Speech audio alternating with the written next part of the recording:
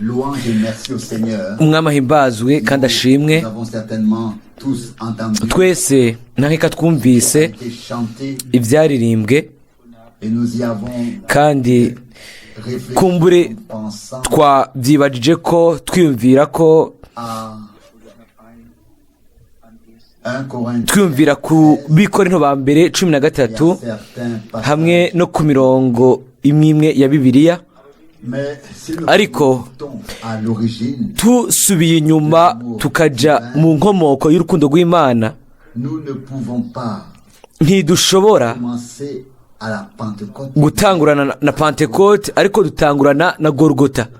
Ainsi Dieu a aimé le monde. Uko Imana yakunze abari mu isi, Yohana 3:16, biciye ku gucungurwa, urukundo rw'Imana S'est manifesté. rwaragaragajwe. Et à la Pentecôte, Hama kuri Pentecote Imana pendu yasutse ce même esprit, uwo ce même amour. urwo rukundo nyene arusuka mu bacunguwe biciye kuri mpwemu wayo, kimwe kijana n'ikindi. On ne peut pas les Ntu- séparer. les ntushobora kubitandukanya kimwe mu kindi.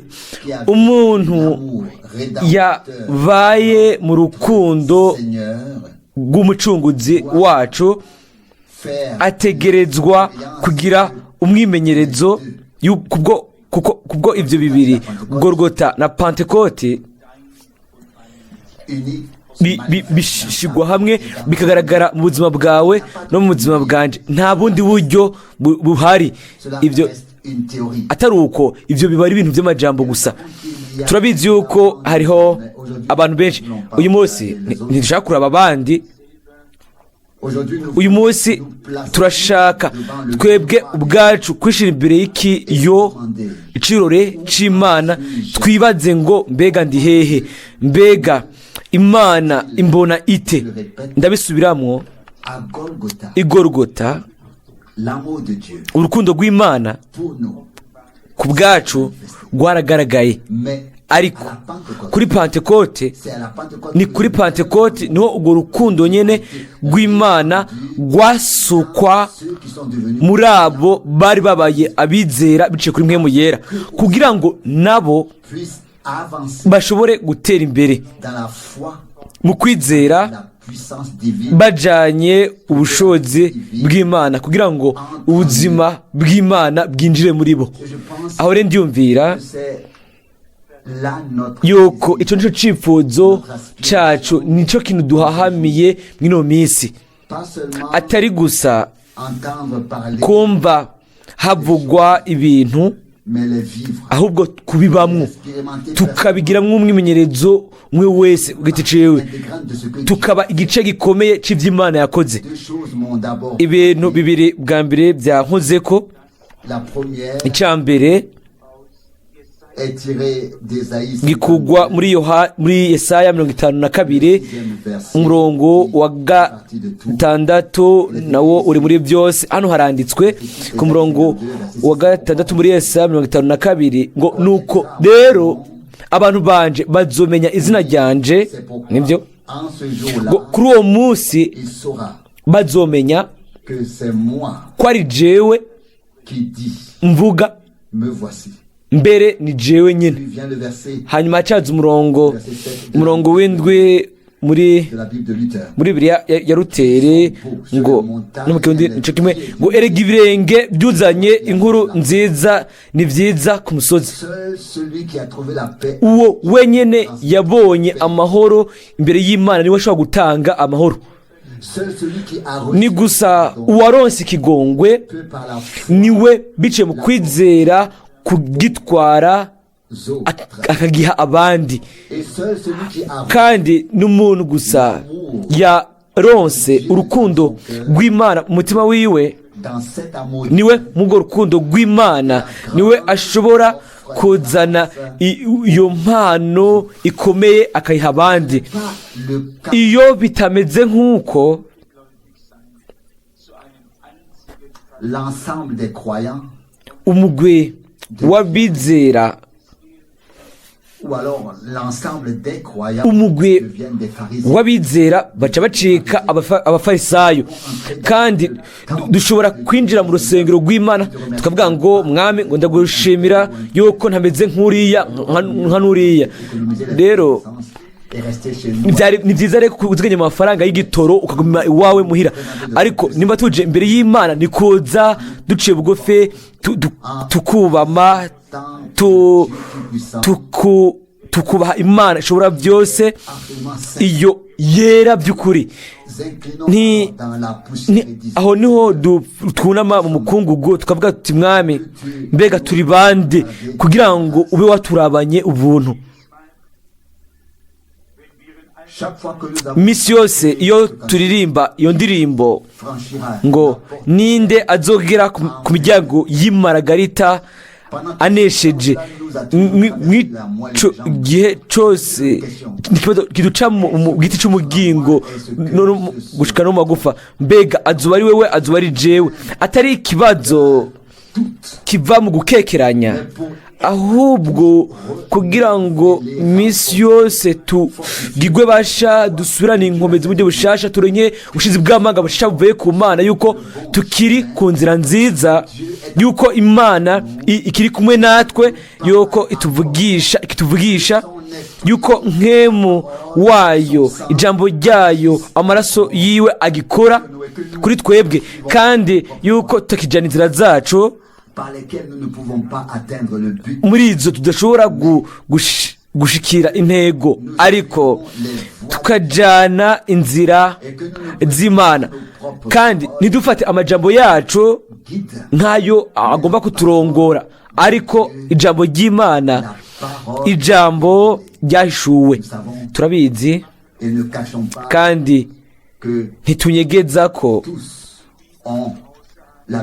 bose bafise Bibiliya iwabo mu migwi yose y'amadini mu madini bidegembya mu maparuwasi, ariko Imana ku iherezo ry'iminsi yaravuze igira ijambo ryanditse, irigira ijambo rivuzwe rishasha, byose yabivuze mu ncamake. Ubu rero ikibazo si cyo kumeza ngo mwene data ngo mbega ibintu byumvira kwiki, ngo mbega ibi byibaza kwiki, canke uyu avuga iki kubijanye nibe. Turabizi uyu munsi yuko Imana yaravuze, kandi byose yabivuze ibibwira ubwoko bwayo ibyo bintu mu buryo kandi buhata. Hahiriwe umuntu ashobora kubifata akabyakira mu kwizera. Ku muhanuzi Daniyeli yaravuze kiriya kera ku murongo wa 10 igice cya 12 umurongo wa 4 wo muri Daniyeli, akavuga ngo mumatanishe ishashara ayo majambo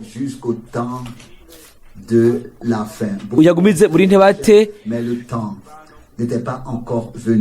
Nuko rero we Daniyeli gumiza ayo majambo muri ntibate umatanisha ishashara igitabo cyabyo ku kimenyetso. Ni igihe gikomeye cy'ubwiza icyo abantu bo barabaye mu hano ku isi, kandi nta nkeka ni nacyo gihe kigoye cyo carabaye, kuko ibyo byose uko ari bibiri bigenda byegeranye kime mande y'ikindi. Ariko kubera ko twaririmbye urukundo rw'Imana, munyemerere mvuge ibi bikurikira: umuntu wese atwaye urukundo rw'Imana mu mutima wiwe ntazigera ashira kuguma kwiwe ku bandi. Hari ikintu cy'Imana kiba cinjira indani, ntibishoboka yuko tubitwara muri twebwe ngo ntibigaragare biciye kuri twebwe. Ni mu bintu dukora mbere no mu guca urubanza kwacu, mu majambo, mu bikorwa dukora, niho hahishurirwa hagaragarira icyo turi by'ukuri. Amajambo amungane rero ntacyo bakivuze, ntacyo abakisiguye. Urashobora kuvuga ngo kenshi dushobora kuvuga ngo ndakunda Imana, rero ugasanga ntibimeze uko nyine, si iby'ukuri uko. Nimba ariko bimeze, tuba dukundana na bamwe ku bandi, kandi urukundo ntirugira nabi mugenzi wiwe. Roma 13:10. Rero n'ivyo navyo biri mu bivugwa mu byanditswe byera, biri mu majambo mu byanditswe byera. Hariho rero imico iranga urukundo rw'Imana, hariho imico iyo dutegerezwa kugira ngo mu by'ukuri dushobore guhindurirwa mu ishusho y'umwami. Ariko kuri umugoroba turashaka kubandanya ibyo twamaze gutangura kuwa gatatu ku mugoroba. Twavuze ku ishengero, ku kubakwa mu buryo bw'impwemu, kandi tuza hano kugira ngo twegere Imana, kugira ngo twegerane bamwe ku bandi. Tuza ngaha kugira ngo dutahure neza Imana, kandi no kugira ngo dutahurane hagati yacu. Ivyo misi yose birajana. Nta muntu n'umwe ashobora kumbwira ngo yegereye Imana ngo mugabo ngari kure ya mwene data. Ibyo ntibishoboka. Umuntu ari hafi y'Imana aba ari hafi y'ubwoko bwayo. Umuntu akunda Imana akunda n'ababyawe nayo. Uko ariko ibyanditswe byera bivuga. Kandi uko rero aho ni muri Yohana 1:5.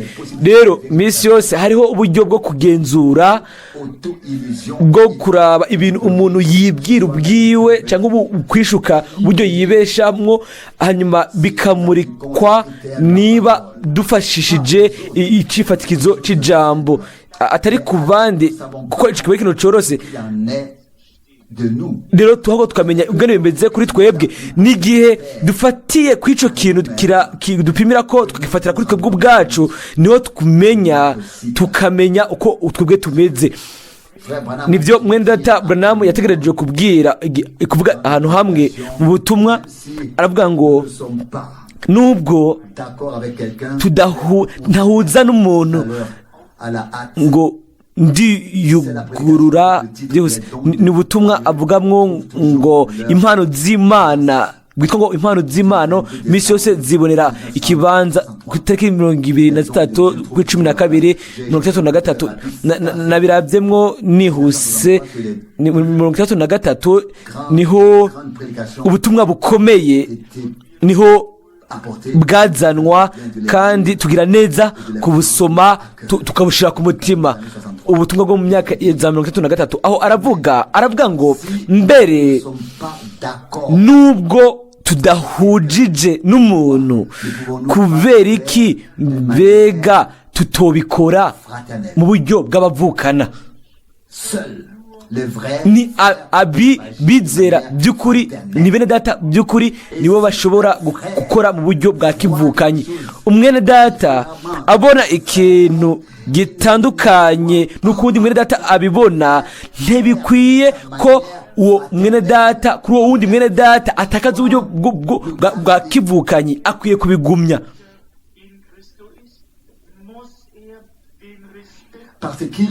kuko ni umwene data muri Kristo ategerezwa kuguma afise ukubaha umwene data muri Kristo. Iyo atabikoze uko, aba ahagaze afungiye ku rukundo ku iteko ry'urukundo rw'Imana. Aravuga ngo Kristo ari mu mutima wanyu, ntaco bitwaye ingene ari ibyo mudahuza n'abantu. Twovuga ngo uhuje n'abantu, ibyo ntaco bifise nyamukuru, ngo byose biba ari byiza, ari mu munezero. Ariko hose bimera uko. Kandi umwami aravuga ngo nimwakunda ababakunda, nigiki mukoze gisumba icyo bapagani, kuko nabo barakundana hagati yabo. Ariko mettre l'amour de Dieu au-dessus de tout. urukundo rw'Imana rukaja kuri byose rukarengera byose. Iyo ibintu bitagenda nk'uko twe dushaka ibintu rero tukaba Il ne s'agit dushitse ahantu notre sens, bitaba ari amerekezo yacu, atari uburyo twe tubonamwo ibintu, ariko ugasanga nuko Imana ibibona ni ibyumviro by'Imana. Ariko habaye hariho umwene data atarahabwa ayo merekezo y'Imana, ayo wowe ntuzobimuha, ntushobora gutuma ahuza n'icyumviro cy'Imana, ahubwo uza kumucana, uza gutuma mutumvikana bibirengereye. Ibyo nibyo dukora twebwe nk'abantu. Turabwirwa hano aravuga ngo Kristo ari mu mutima. Aho rero niho avuga ngo Kristo abaye mu mutima ariko atari mu mutima. Ibi rero bifite ikindi kintu gikomeye bikora. Ari mu mutima ngo nta kintu kimwe, nta kintu nyamukuru, ngo ariko atariho hari ikintu gikomeye kiba. Pawulo yuzuye mpwemu muri uyo Kristo yarabaye muri we bice mu kwizera, yashobora kuvuga akandikira ab'Ifilipi akavuga ngo nimba umwe muri mwebwe afise ukundi abona ibintu ngo Imana izo bibamurikirako. ab'Ifilipi 3:15. Uko niko mpwemu ya Kristo imeze. Ibyo nivyo byiyumviro bya Yesu Kristo, atari uko twigishanya bamwe ku bandi n'inkomeze, ariko twese tukaba abigishwe n'umwami mu bugwaneza. Haranditswe hano arabantu yakavuga ngo kenshi sinkunda guhuza gusanga nahuje n'abantu, nikavuga ngo ariko sinigeze mbona umuntu tutahujije nta icubahiro nkamwubaha gusumba uko ndi, kubyo ndamukikiza ikiganza canje nkamwita mwene data, nshaka kumufasha uko bishoboka, ndamwita mwene data nubwo mba ntahujije nawe. Ntidushobora gufashanya twebwe hagati yacu kiretse Imana yadufashije. Imana rero nimba yaradufashije, aho rero dushobora kwishira mu kibanza c'uwo muntu biba biraba, hanyuma tukamenya impamvu atarabona uburyo yategerezwa kubabonamwo, kubera ko imbega adatahura nk'uko ibintu byategerezwa ko bitahuritse. Mu rukundo rw'Imana dushira ikiganza cacu ku bitugu vyiwe, atari mu bujyajya, atari mu gusuzugura uwo muntu biraba, ariko mu guca bugufi biva ku Mana, tuzi ko n'ubuntu gusa niko Imana tuvugisha, niho Imana yatuvugishirije, kandi tugatahura ijambo ryayo, tugatahura imvugo yayo. Ibyo rero bisigura ibirengeye kuri twebwe gusumba ibindi bisobanuro byose byigeze gutangushwa uyu munsi. Ibyo byose ni ubuntu gusa. Nshaka kuvuga yuko uwo muntu aba ari imbere yawe canke biraba, sinibaza ko nabibwira ngaha hano n'umutima w'ubunyakuri, kuko ikimenyamenya carazanywe mu isi yose, kandi murabizi ntibikwiye ko ndabishimika ko rimwe nategerejwe kubwira amashengero manini cyane ari mu bihe bigoye cyane. Hanyuma igihe umuntu mu ishengero rishika nk'abantu 10,000 ukumva arasemereye ngo Mwene Data Frank ntidushobora kwibagira ijambo wazanye, yaba jewe cyangwa abandi bose baryumvise. Hanyuma uwo mugabo yasenze hamwe n'imyaturire yo kwizera n'ishengero ryose. Murazi ibyo ushobora kwiyumvamo iyo bariko barakora ibintu nk'ibyo. Hanyuma naramuhagaritse ku bijanye n'ibyo, atari mu buryo bwo kunegura, ariko mu rukundo rw'Imana. Hanyuma ansigurira impamvu yabikora. Hanyuma ndamubwira ati ubu rero ndabitahuye, sinavuze ngo ubu rero ndabona ko bigororotse, oya, namubwira ati ndatahuye. ngo ubu ndabitahuye, birakwiye kwishira mu kibanza c'abandi. Hanyuma aravuga muri ico gihugu, aravuga ngo amashengero yose arabikora n'amashengero yose ya Pentecote. Hanyuma ndavuga inyuma yaho ati ubu rero ndatahuye. Yego nyene narashobora kubitahura, ariko sinabigaragaje nk'ibigororotse, navuze gusa ati ndatahuye. Birakwiye kugira urukundo rw'Imana kugira ngo dusuzugure ibintu bimwe bimwe tubyihoze gushikaho isaha y'Imana ishika ku bw'abo bantu. Aho rero bazokwakira ijambo ry'umwami, kandi ibisigaye byose nabyo bazishira ku ruhande. Raba amajambo amwami ku bijanye n'ibyo, akavuga ngo Kristo ari mu mutima, nimba koko nkunda uwo muntu turi kumwe, ndamuha icubahiro gusumba uko jewe, ndamuha gusumba ko niyubaha. Ibyo bishoboka gusa ku banyakuri imbere y'Imana. Abantu bose bahawe umugisha n'Imana bashobora kubona abandi ko babasumba, bari hejuru yabo, ariko abantu bibagoye kubikora. Ibyo n'abantu baba bashaka kuba ikintu kanaka, bashaka kuba ikintu kanaka bihesha agaciro. Aho rero biba bibagoye kubona abandi ko babasumba, ariko ntidushaka ibyo kubigiramwo umugabane. Arabandanya akavuga ngo kumbure simpuje nawe kuko sinizera ibintu nkuko abyizera, ariko shobora kumwereka ko mbona ibintu nawe akanyereka uko abona ibintu, hanyuma tukabyigereza hamwe, hanyuma tukabiraba neza, tukaraba igishobora kuvamo. Mu kudahuza bimeze nk'uko ntidukwiye na rimwe gutangura gushavura, hanyuma tugatangura kurondera kubabazanya cyangwa gusamburana ku bintu nk'ibyo. Dutegerezwa misi yose kugerageza kubaka.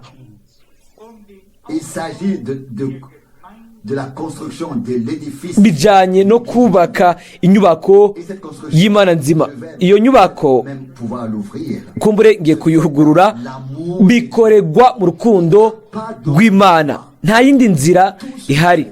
Ibintu byose bikoreka mu rukundo rw'Imana, ugucungurwa byose, gushitsa no kugusoza, kurangirizwa byose bikorwa mu rukundo rw'Imana. Bishobora kuba ibyo biri mu gice cy'Abanyefeso. Turabe byanditswe hano, hari ahantu byanditswe Abanyefeso igice cya 4, niba mushaka kubiraba. Abanyefeso igice cya 4 umurongo wa 16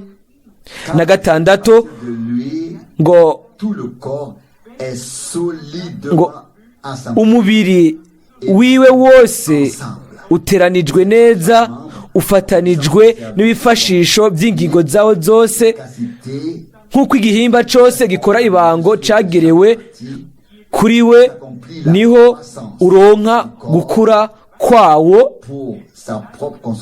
ukubakwa mu rukundo. Abanyefeso 4:16. Nta kundi kubaka kubaho k'umubiri wa Yesu Kristo kiretse ukubakwa mu rukundo rw'Imana, atari gushinga ibintu, gushinga ibyagezwe, atari gukomeza kugumisha ibintu, ariko mu rukundo rw'Imana. Hano rero turabyumva ngo aravuga ngo iyo hageze kutumvikana ntidukwiye kugira ahantu tuba babi. Mbega abizera ibyo bigira hehe? Baca bacanamwo, ntibabe bagishobora kwiyuzuza ibintu badashobora no kwiyumvirwa mu batizera. Urwanko utigeze umenya kuva mu itongo rya Edeni bica bigaragara. Hanyuma y'ibyo byose bagasemera ngo haleluya haleluya. Oya, suko munyizere, suko bigenda hamwe n'Imana. Kandi abantu babaye muri ibyo bintu byose, sur elles-mêmes et nabo ubwabo hanyuma bakabyumvira ko si elles n'ont pas perdu absolument le lien avec Dieu niba batatakaje ubufatanye n'Imana spirituellement, ntibabe bapfuye mu buryo bw'imwemo, elles doivent se rendre compte. bategerezwa kubona yuko badashobora guhagarara nk'uko imbere y'Imana. Il est même dit ici mbere haravugwa hano arabona akavuga ngo ntidukwiye na rimwe kugira ahantu dushavura et à nous blesser ngo tugatangura kubabazanya bamwe ku bandi, kugiranira nabi cyangwa gusamburana. en est-on Mbega l'on se blesse que l'on se tukageraho fait mal, dushavuzanya, tukomeretsanya, tugasamburana, ugasanga nta kwiyuzuza bigishoboka gushikaho tudashobora kubivamo. Mbega twumvirije ubutumwa by'impfagusa, écouter en vain mbega twumvirije ijambo ry'Imana uburyo bw'impfagusa, twumvirije ubusa imyaka yose, canke mwe mu w'Imana ku iherezo azoba afise umukuku wabanesheje, une troupe rachetée umukuku wacunguwe, sera devenue un seul cœur et une uzoba wacitse umubwingo bumwe uhuje umutima n'inama, umukuku qui aura reçu uzoba waronse ijambo ry'Imana témoignage. nk'igishinga ntahe cyabo. Ibyo ni ibintu nyamukuru kuko haranditswe mu byinshi wa 12 Cela ngo abo bamunesheje umugwanizi biciye ku maraso y'umwagazi kandi biciye ku ijambo témoignage ryo gushinga intahe kwabo. Amen. Umurongo wa 11 ibyinshi wa 12 ijambo ry'Imana peut-être devenu non ritegerezwa gucika igishinga ntahe cyacu kugira ngo amaraso y'umwagazi mené jusqu'à son ashobore gushitsa ku iherezo, gushitsa igikorwa cyo gucungura mu bacunguwe bose. Amen. Prenons donc à cœur Rero dushire ku mutima imvugo nk'izi, ibi bivugwa nk'ibi kuko certainement été inspiré par byahumetswe nta nkeka na mwe mu w'Imana. aimer là où la haine Mukunde aho urwanko rugaragaye, silencieux mugume mucecetse tempête ferraille aho igihuhusi gihuta cyane.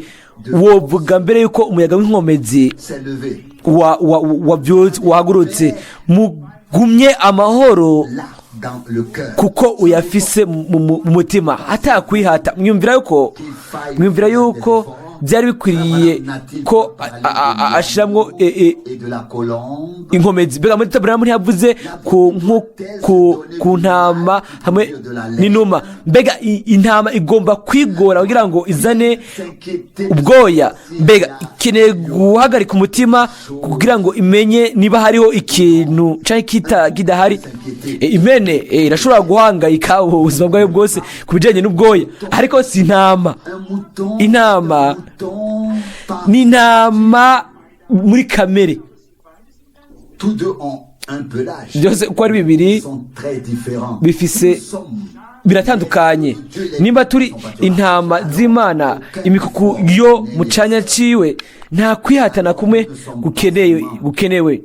docile Rero nituba gusa turi abayobogwa gusa kwa Mungu, ariko no kuwa mbere naho no kuwa kabiri no kuwa gatatu no kuwa kane nitwiyumvire yuko uwa gatanu nawo tuba twidegeje. Kuwa gatanu si umunsi w'ikiruhuko, nawo n'umunsi urimwo kandi tuba tuhari tant que le jour nk'uko du sabbat. umunsi w'isabato nawo umeze. Uko niko bimeze. C'est l'état divin de ta vie. Niyo mero y'Imana y'ubuzima bwawe n'ubuzima bwanje, naho niho Imana ishaka kudushikana mu buruhukiro, mu Mana, mu mahoro hamwe n'Imana, ngo hahezagiwe ibirenge bimenyesha amahoro. Rero umutima n'ubugingo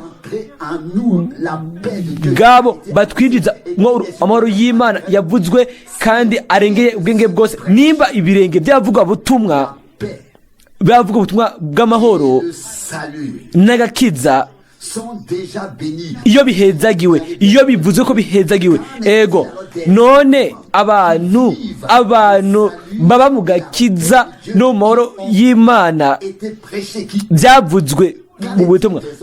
Abo bantu mbega bimeze gute? Babigizemo umwimenyerezo ubwabo. Ayo mahoro naho gakiza ibyo byavuzwe ego. Nta nkeka nabo n'abahigwe nka bya birenge nibyo canke sivyo. Amen. Turi hano kuno mugoroba ngo ibirenge by'abavuga ubutumwa bwiza bivuga ngo nibirahiriwe. Rero imitima yo bimeze gute? None abo bantu bo bimeze gute? Abo bantu b'Imana bavuga ubutumwa bwo bw'agakiza, ubutumwa buzana agakiza, ubutumwa bukiza kandi bw'amahirwe bufise ibintu byiza byo kuvuga. Umuntu avuga Imana, umuntu avuga Imana n'agakiza ntafise umwanya wo kuvuga ibindi bintu. Agenda aja mu by'Imana hamwe n'abamwumva nabo. Ibintu byose bikorerwa ku by'Imana ni n'abamwumva. Akavuga hano ngo dukwiye kugerageza kubaka.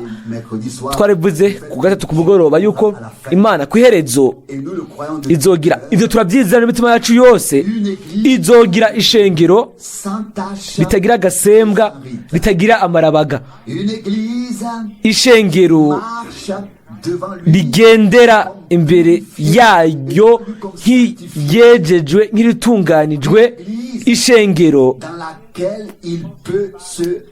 iryo ashobora kwigaragazamo, ishengero riri ngaha hasi ku bw'icubahiro c'izina ryayo, aho ishobora guherahereza igikorwa cayo.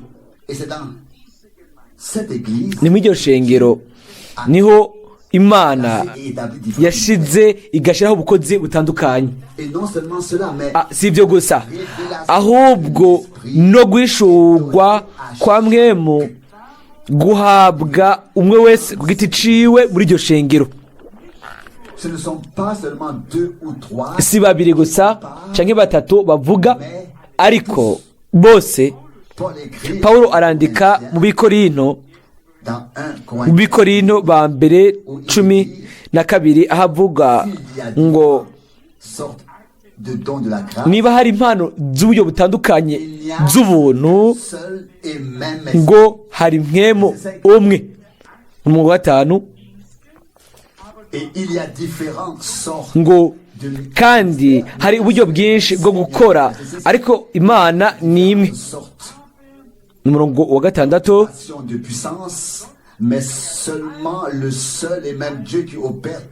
ariko Imana ni imwe ikorera byose muri bose. Umurongo w'indwi, yamara umuntu wese ahabwa ikimwerekana ko Mwemu kugira ngo bigire ikimazi. Hanyuma acahaza urutonde rw'ibintu Imana ikora biciye kuri Mwemu kandi biciye ku ishengero. Imbere yuko ibyo byose biba, dutegerezwa ubwa mbere, kandi tuzotegerezwa, ibyo ndabishikamye ko tuzotegerezwa kugira umwimenyerezo wo gusukwa mu bushobozi kwa Mwemu yera imbere yuko ibi byose bigaragara. Ndiyumvira yuko no kuri ibyo nabyo ubutumwa ku bijyanye n'ishengero biraza bikadufasha. Nabwuguruye mu kanya gaheze vuga ko dukwiye kwiga gufata byose ntiducike intege. Imana mu myimenyerezo yose twabayemwo yabaye gusa yitwigisha ko yashaka kuduha amabwiriza, yashaka kudufasha kugira ngo dushobore kuguma duhagaze imbere yayo. Hano haravugwa, aramanira akavuga muri ubwo butumwa, akavuga ngo Pawulo ntiyarakeneye ku nshuro n'imwe kwandikira y'Abanyefeso, y'Abaroma canke irindi shengero ngo ababwire uburyo bakwiye gufata neza impano zabo zo mu buryo bw'Imwemu, ariko yabandanije kubibwira ab'Ikorinto kuko kuri bo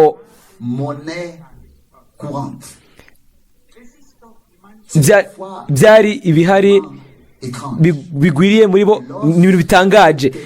Igihe ikintu kibaye une église mu ishengero ne pas avoir de fin. bisa nk'aho menga ntibigira iherezo, Un moment ariko mu kanya ka runaka imana igaheraheza ibintu byose, hanyuma igashyiraho gahunda yayo volontaire. hamwe n'abafise gushaka kwiza. En ces derniers jours, il doit être possible mw'iyi minsi ya nyuma bitegerezwa kuba de tout ce qui a pu se bibuko, passer, tugakura amaso ku bintu byose byabaye, hanyuma tukaraba ku mwami, des leçons, tukamukurako ibyigwa les temps, ku bw'ibihe byose à venir et bigiye kuza, hanyuma tukicara ku ruhande tukaja ku ruhande rw'umwami. Ku gatatu twaravuze mu mucamake ingene impano za mwemu zikoreshwa mbere ku gushika no ku kwigishwa. Ibyo birakwiye gutangwa imbere y'uko mwemu asukwa, impano zigakoreshwa, kuko mu kindi gihe y avoir eu de nouveaux dommages. hashobora kuba hose kwaduka ibindi bibi byoshika. kugira ibyo rero ngo tubihunge hakiri kare, dutegerezwa kuhabwa amabwirizwa canke inyigisho kugira ngo mu nyuma tuze tumenye ibitegerezwa gukorwa. Ni nako bigenda mu buzi bwose, mu mwuga. Hariho igihe cyo kubanza kwiga ibyo gukora, hanyuma ugashobora kuba umuntu ashobora gukora igikorwa. Hano umwami aduha amabwiriza. Mwene Data Frank akavuga ngo nka Paulo kiriya gihe kera nashaka kuvuga ibi, arabona akavuga ngo iyo mukoranye, hanyuma umuntu umwe akavuga mu ndimi, uyundi nasobanure. Ariko hatabayeho uwusobanura, uwo ariko aravuga na nume, biba bigenda ukundi iyo hari uwusobanura. Ico ni ikintu Imana imfashe, mpatse kuvuga ngo ni ikintu nari nemejwe ubuzima bwanje bwose. Narigishije yuko uko uwo muntu nyene adakwiye kubikora byose, ngo uwo muntu nyene ari we yakoze biri akavuga agasobanura. Ni kuvuga ngo ku ruhande rumwe agakoresha impano yo kuvuga mu ndimi, hanyuma agakoresha iyindi mpano yo kusobanura. Hariho ibishobora gushika yuko uwo muntu yiha ibyiyumviro byiwe bwite, ibyo rero Imana idashaka, kandi nibyo Paulo yandikira abikorino. Niba atamusobanuzi ahari, abari mu ikoraniro bakanuma, nibasenge Imana ubwabo. Bikorino ba mbere 14:28. Igihe bishitse ko mwemu asutswe, hanyuma impano zigatangura gukora, umwe ategereza kuvuga mu ndimi biciye kuri mwemu, hanyuma igihe yavuze akanuma akarindira yuko Imana ikoresha uyundi kugira ngo atange insobanuro. Uko niko bigenda muri Bibiliya, nta kundi bigenda. Bitagenze uko ntihoba handitse ngo hatariho uwusobanura anume. Ariko ufise impano yo kuvuga mu ndimi, ahubwo ngo ategerezwa gusenga kugira ngo ibyo bisobanurwe. Ico naco kirakenewe, ni cyangombwa. Akwiye gusenga kugira ngo ibyo bisobanurwe. Ariko ibyo rero bikwiye kuba nk'uko Imana yabitegeje. Arabandanya akavuga, aravuga ngo nitegereje ishengero hano, nabonye mukura, nabonye impano nyinshi zamwe zikorera hagati muri mwebwe. Rimwe nategerejwe kugenda neza, ngenda ku Mwene Data Ewald ijambo ry'umwami ndamukosora ku kintu ariko arakora. Ndizira yuko ibyo nabivuze ku gatatu ku mugoroba. Murazi ibanga nuko iyo umuntu avuze ubutumwa, iyo umuntu avuze ikintu canke akoresheje impano, iyo ari mwemu w'Imana dufise, aho misi yose tuzoreka dukosogwe. Iyo atari mwemu w'Imana, dutangura gushavura uburyo uko biri kose, hanyuma ibintu guturika abantu ntibabe bacumvikana aho imana ibiri nta nshingano iyo ndabazaniye ubutumwa hanyuma ntabe ari jewe mvuze ariko akaba ari umwami avuze n'icyo gihe si jewe mukwiye kwishura kubwira ahubwo mukwiye gufatira ku ijambo ryavuzwe si jewe muca urubanza ariko ni ijambo riba ryavuzwe je simba numva ko bindaba na gatonya nta muntu umwe ashobora kubimpora ngo angire nabi kuko jewe ibyo si jewe mwo kimwe ijambo ry'Imana ririko riraganirwa ko ariho ibibazo n'inyishu ziba zihuje canke naho turiko turi imbere y'ibintu by'abantu n'amajambo y'abantu ni nako bimeze ku bijanye no gukoresha impano za mwemu umuntu akoresheje impano za mwemu akoresheje impano za mwemu hakwiye gushika kandi ibyo birakoreka ninde azi inshuro uwo muntu ashobora kwiha imwe mu yiwe bwite mukwiye gusoma gusa mukaraba muri Ezekiel 13 hamwe no mu yindi mirongo ngo mishe mu byanditswe byera yo mu isoro shasha no mu gihe kera abantu bagumara abantu kandi namwe Branham nawe bwiwe yategereje kwikosora irirenze rimwe ivyo turabizi inyuma yo kugura ibimatanijwe ndwi kumatanijwe ca mbere ni ntiyashobora kuza ngo avuga ngo ibyo navuze hariya ngo bigomba kuriya nyine oya igihe cyari kigiye mwe mu w'Imana yaba yahishuye birushirije hanyuma agategerezwa kuza gukosora bya bintu umuntu nk'uyo rero umuhanuzi turashobora kubivuga dutekanye guhera avutse kuko ukora ko ibyanditswe bivuga abahanuzi ntibaba abahanuzi igihe bashaje bagize imvi ariko abahanuzi n'abahanuzi ndabibasomera kugira ngo mumenye yuko byanditswe atari uko umuntu yo kwibaza ati rindira gato ibyo uvuze ngaho si byo ndasoma murongo wa gatanu muri Yeremiya 5 igice cya mbere umurongo wa 5 ngo ntarakubumbira mu nda ya mama nari ndakuzi kandi utarava muri yo nari narakurobanuye nagushizeho kuba ubuvugishwa nanje uca nk'umuhanuzi mu mahanga iyo ingingo y'Imana ifata ingingo yayo nyuma yuko tubonye umuco hano ku isi Imana ifata ingingo yayo yabonye ifashe ingingo yayo imbere yuko Adamu abona umuco hano ku isi nivyo canke sivyo kandi ingingo y'Imana itegerezwa kubahwa nico gituma tuba twizigiwe kandi twuzuye icizere ku Mana hamwe n'ubwoko bwayo mw'iyi minsi ya nyuma twaronse imvura y'inyigisho ibanza ndiyumvira yuko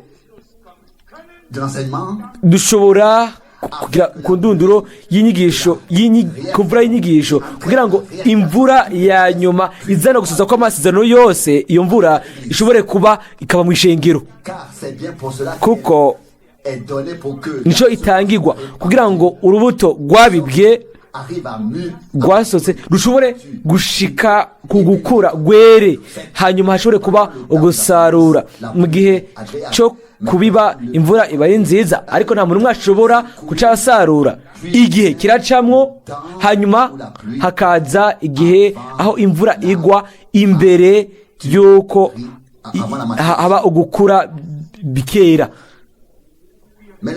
ariko mu ndeke ndabisubiremwo dutegerezwa kugira ku ndunduro y'inyigisho imbere yuko imvura ya nyuma igwa Imana niba itashoboye kutwigisha byibwina muri kino gihe cyo kwitegura ngo itugire abumvira idugamburukishe mu ijambo ryayo aho rero ibintu birashobora bigacangana hamwe natwe rero igiki kiba cyagezweho. Nous nous retrouverons alors là où tous les mouvements Ca spirituels twisanga aho imigwi yose yo mu buryo bw'imwe mu yisanze gushika uyu munsi, devenant des organisations. tugacika umugwi idini. Doit pas Ibyo ntibikwiye gushika kandi ntibizoshika. Amen.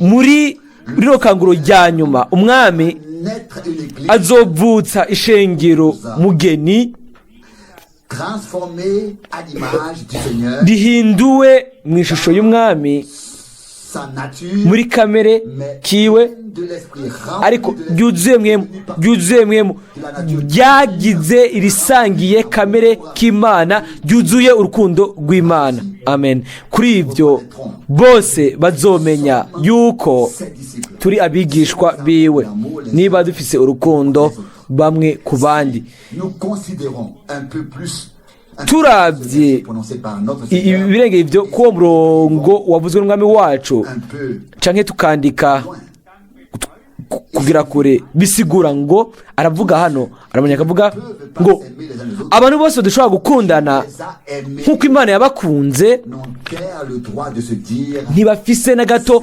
uburenganzira bwo kwita abigishwa biwe. Ngo ni kuri ibyo connaîtront bose nibo bazomenyera ko muri abigishwa banje, ni ku mwami wacu yavuze. nous pouvons être les disciples de frère Branham. Turashobora kuba abigishwa ba Mwene Data Branham, turashobora kuba abigishwa ba Mwene Data Frank, turashobora kuba abigishwa Mwene Data uwo ari we wese. Yohana nawe yari afise abigishwa, C'est écrit dans la Bible, disciples, byanditswe muri Bibiliya. Umwigishwa bisigura ngo ni umunyeshuri, des gens qui suivent abantu bakurikira abantu. Umuntu ahabwa inyigisho ahantu kanaka, hanyuma pour ainsi dire un disciple. niko tuvuga ngo umwigishwa. Ndavuga ngo ku munsi wo kugaruka k'umwami, Ceux qui se sont assis sous habaye ari abo bari bicaye aho ubutumwa buvugirwa, l'appel divin, que par enthousiasme, abo biciye ku binezaneza, ariko ntibacike abigishwa ba Yesu. tous deviennent des disciples de Jésus. Bishaka ko bose bacika abigishwa ba Yesu. Apana abanyeshuri banje Jeff Skin yigisha canke Fisiki ndababwira mu byo ari byo byose, nta kintu na kimwe Je me mets dans une rangée dans jewe nitondeka mu ntebe izo nyene namwe murimwo, nanje nkumva nkuko nyene ijambo ry'Imana nkuko mubwo buryo bumwe nyene tuve abigishwa b'umwami. et si nous le sommes, Nimba rero turi bo, de l'amour, reka tugire urukundo hagati muri twebwe. Hanyuma alors il y en a qui disent si tu hariyo bamwe bavuga ngo iyo warozi ivy'Imana yagukoreye wokwibagira ibyo abandi bakoreye. la même chose aujourd'hui, Turabandanya gusoma tuvuga ubundi ku mpano, aramanya akavuga ngo pas confier les dons spirituels nico gituma Imana ngo idashobora guha impano zamwe mu abantu benshi, les gérer, ngo ntibazi uko bakwiye kuzifata. Nico gituma pas plus. ngo tudafise nyinshi uyu munsi. Ensuite, nous constatons en outre qu'il y a beaucoup Hanyuma ahandi turabona ko hari ubwigane bwinshi ku mpano za mwemu, ariko le cas ici dans notre hano mu ikoraniro ryacu sinibaza ko ariko bimeza. Ndashima cyane ku bw'ibyo. Sinizera yuko hariho ubwigane hano dufise, ariko dufise impano nyazo, mais nous devons savoir ariko dutegerezwa kumenya ingene dukwiye kuzikoresha. Nimba hari ikintu mushaka gukora ceza, ni nkaho woba ukorera umudatabuja, hanyuma utanguye gukora uri aho ukorera, wemeye kumvira amategeko. Uko niko uwo mukuru yabagiriye icizere, agomba basezeranya n'ibindi. Ndizera yuko igihe caje aho ishengero rikwiye kwiga ingene dukwiye gufata impano Imana iduha, kugira ngo itwizigize, iduhe n'ibindi bintu bihambaye bisumba ibyo dufise. Ariko ntidushobora kugenda imbere niba dusa n'abantu misi yose baba bashaka kuvuga ibintu byose mwibuke ibyo mubyibuke impano y'ubuhanuzi ngo igamburukira abantu cyangwa iganzwa nabo bahanuzi. ushoboye guhura n'umugabo cyangwa umugore uwo mutegereza gukosora hanyuma uwo muntu akaca ashangashigwa, aho rero mu gihe mwariko muragaragaza ibyanditswe bihuza ukuri kuguzwe n'ibyanditswe bigaragaza ko imwe muri kuri abo itava ku Mana, kuko Bibiliya iravuga ngo imwemu z'abavugishwa n'Imana canke z'ubuhanuzi canke gishinga ntaye ukuvuga mu ndimi n'ibindi gusobanura indimi n'ibindi navyo nyene bisa nk'abahanuzi, ngo ivyo byose biganzwa nabo bahanuzi. Rero turazi yuko si bigororotse, si byiza ko umugabo canke umugore ahaguruka agatanga ubutumwa mu gihe umuvugabutumwa aba ari ahavugirwa ubutumwa, mu gihe umuvugabutumwa aba akiri ntaco bivuze icyifuzo bafise cyo kubikora. Sindabizi gushika hehe aho dushobora kujana ibi gushika uyu munsi, ariko ejo mu gatondo dufashijwe n'Imana ibyo bintu byose tuzobishyira muri gahunda y'Imana biciye kuri ibi bintu bigenda biravugwa hano mwebwowa.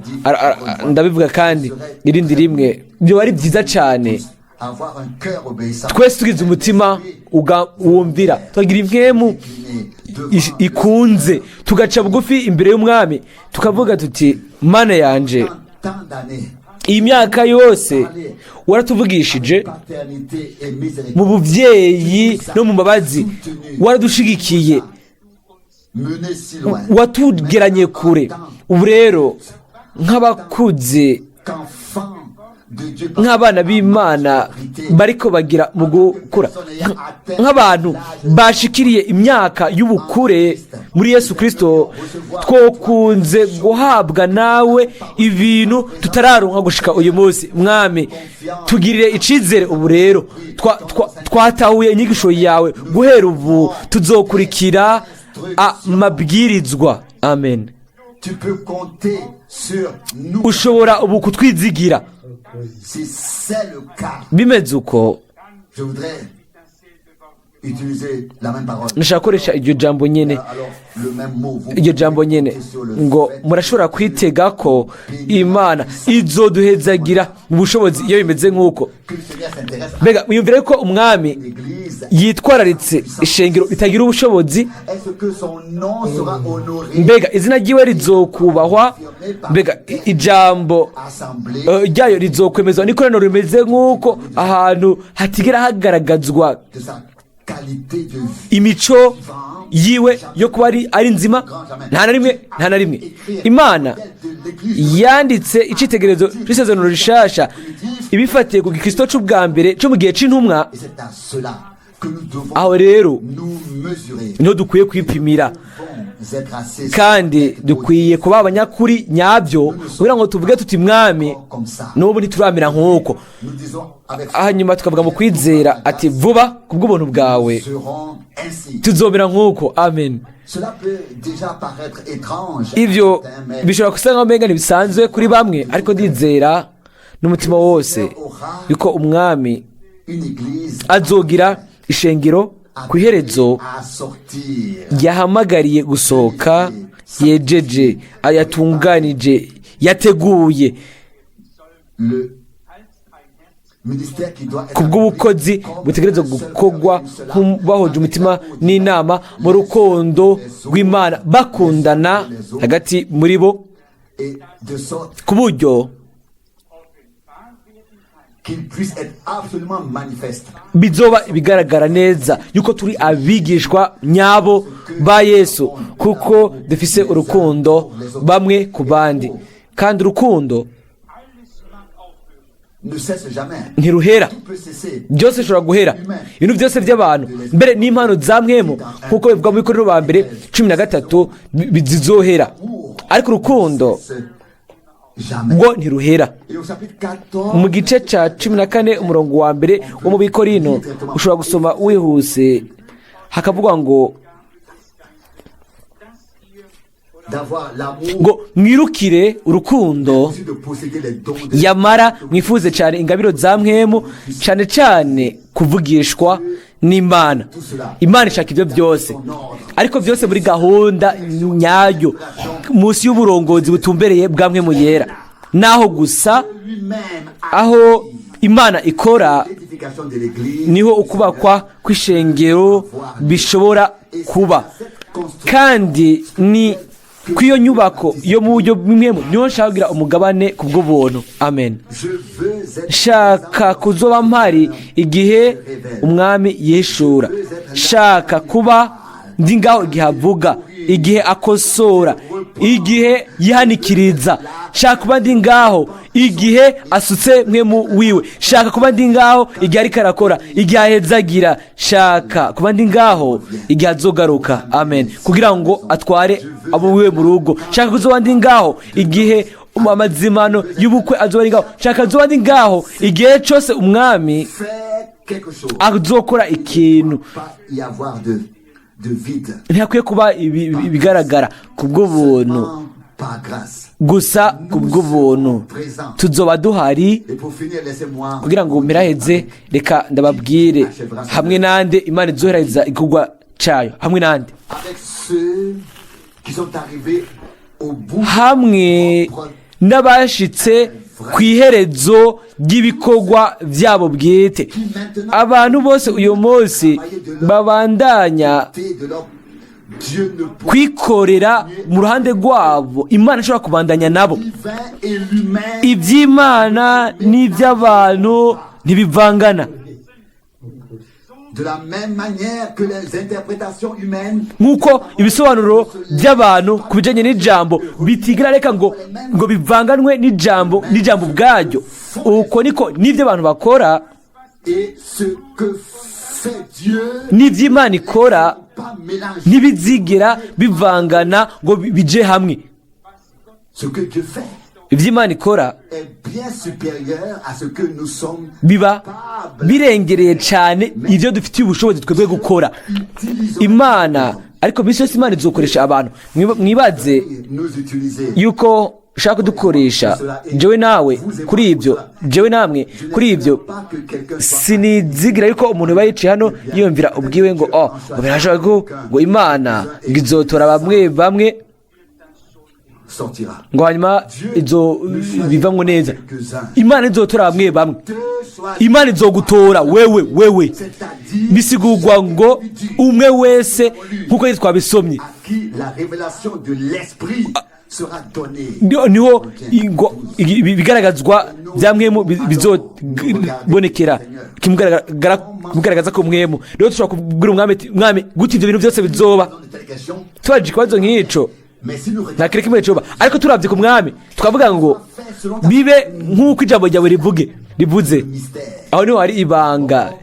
Ubwa mbere Mariya yaravuze ngo pardon, comment sinzi icitwa umugabo, ibyo bintu byose bizomera gute. Hanyuma igihe atahura ngo mwemu yera aduza kuri we, rero yaravuze ngo bimbere ko ijambo rimeze ngo harahiriwe wewe wizeye. Ngaho aho tugeze oui, comment cela kwiraba ubwacu ibyo bega ngo bizogenda gute. Hanyuma twumva inyisho iva ku Mana, qu'il me soit fait ahubwo tukavuga ngo mwami ce qui a bimbere nk'uko byavuzwe, bimbe ko nk'uko ijambo ryawe ryavuze.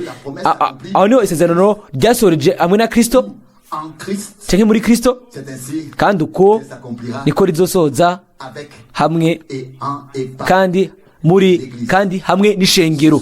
Uyu mugoroba Adressons à notre Dieu turaza tubwira Imana yacu mu kwizera ngo binkorekere nk'uko ijambo ryawe rivuga. en moi Kora muri jewe la promis. nk'uko wabisezeranije, soza igikorwa cyawe muri twebwe twese. Hanyuma urukundo À Golgotha, rwagaragariye i Golgotha dû à la Pentecôte, rugasukwa ku munsi wa Pentekoti, rwinjire mu mitima yacu Saint-Esprit. biciye kuri mpemu yera. Voilà que déjà Raba rero et voilà que Dieu est déjà arrivé à ses fins. Imana ibigeze ku byayo, kandi izoduhezagira mu butonzi bunegesereye bw'ubuntu bwayo. Hahimbazwe izina ryayo. Amen. Levons-nous. Turahaguruka dusenge. Père Céleste, data uri mu ijuru, je te remercie ndagushimira mana yizigirwa de ce que nous avons affaire à toi, yuko dufise ibyo duhuriyeko n'ijambo ryawe à ta véracité, n'ukuri kwawe, aux promesses ku masezerano que tu as faites. ayo watanze, Promesses de Dieu de amasezerano y'Imana chancelle agumaho kandi ntanyiganyiga, agumaho ibihe bidashira.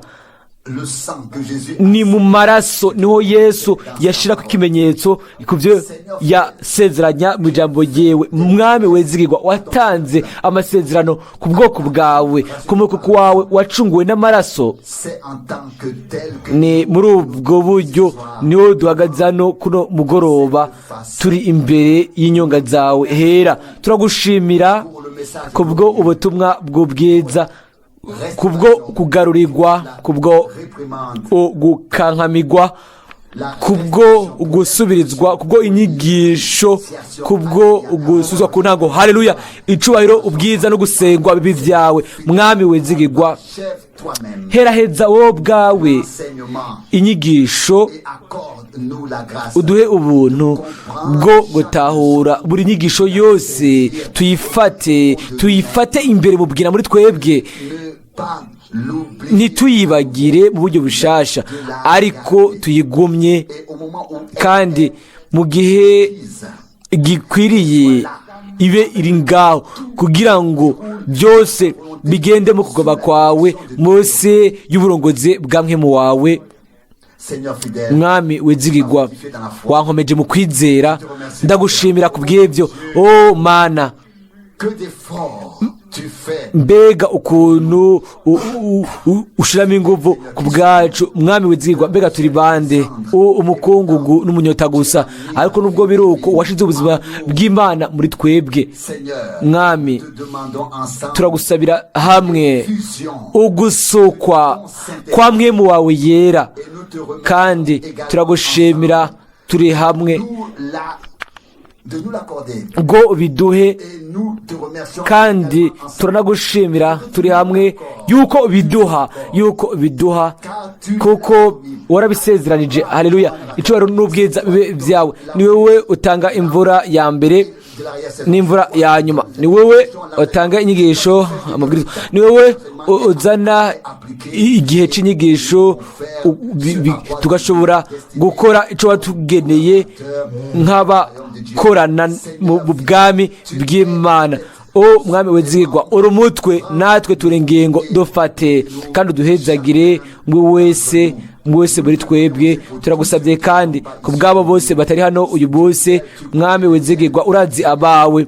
Mwami ubarongore, ubaje imbere, umukeza mwiza udukunda, Ton droit sur eux, uburenganzira bwawe ubugaragarize kuri bo. une année de jubilé, Umwaka wa yubile ntabari umwaka gusa w'imisi 335, ariko uwo munsi w'ubuntu nk'uko wawuvuze muri Luka 4, ukaba ari umunsi wo umwaka wo kwemererwamo. Haleluya! Umunsi w'agakiza w'ubuntu.